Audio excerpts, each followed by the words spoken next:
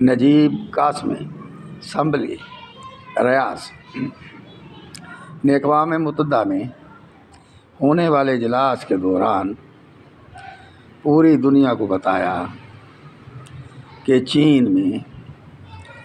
10 لاکھ سے زائد ایغور مسلمانوں کو ایک بہت بڑے خفیہ حراستی کیمپ نما مقام میں بند کر رکھا ہے اور انہیں کوئی حق حاصل نہ ہے۔ حال ہی میں چینی حکام نے ایک جامع مسجد کو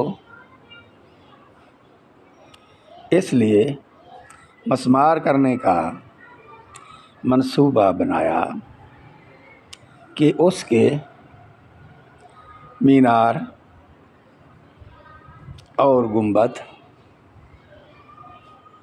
مشرقی طرز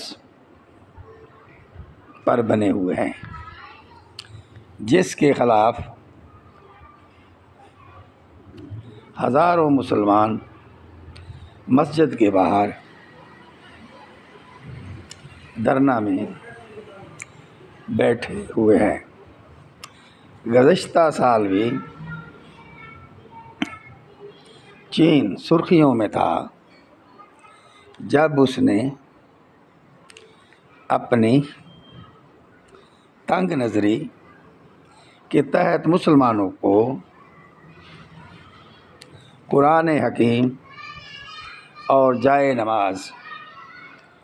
حکومتی اداروں میں جمع کروانے کا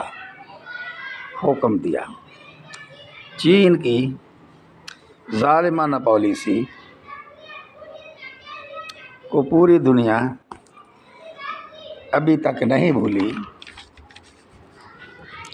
جب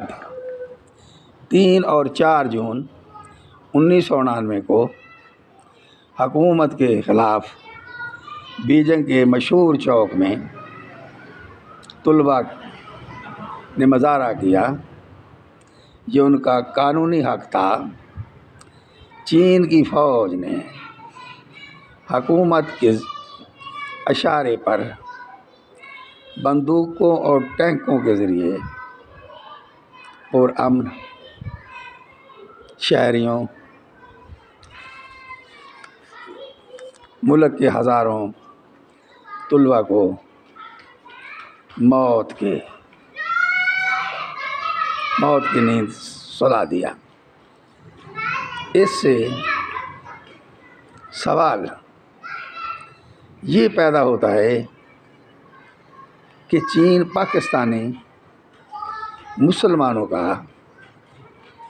ہمدرد کیسے ہو سکتا ہے